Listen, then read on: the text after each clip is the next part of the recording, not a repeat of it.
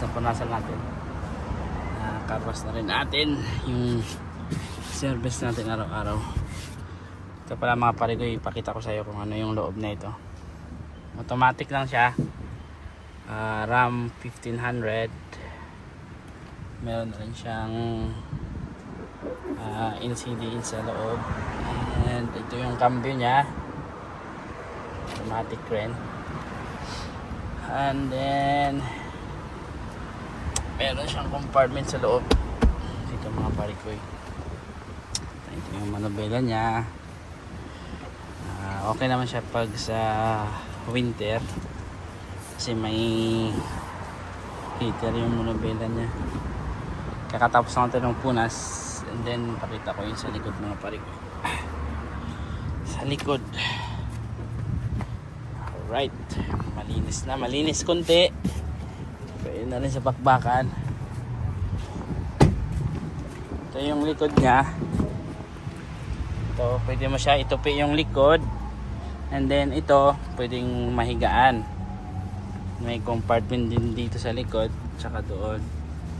Dalawa, and then dito rin. Sa kabila din meron. Alright, and then yeah, pwede tatlo rito mga paps. Tatlong tao dyan. Mahangin. Oh. Mahangin ngayon pare ko. Ito yung likod niya. Ay sa pinakalikod. Pupunasan na lang natin mamaya. Imamap natin. Imamap. Dito yung sa kabila mga paps. Ito yung kabila niya. Meron din siyang same lang dun sa kabila. And pwede mo rin siyang ito pwede rin itong gawing higaan or yeah, pwede higaan to kasi yan o dito pwede lang din. Tatlong tao rito.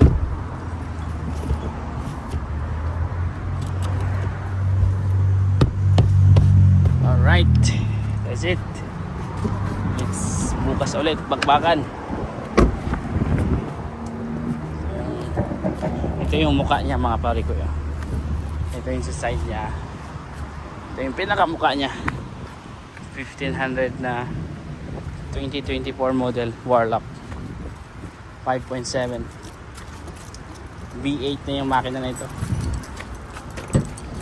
V8. Alright, that's it.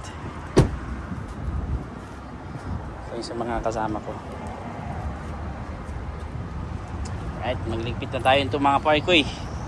See you and God bless.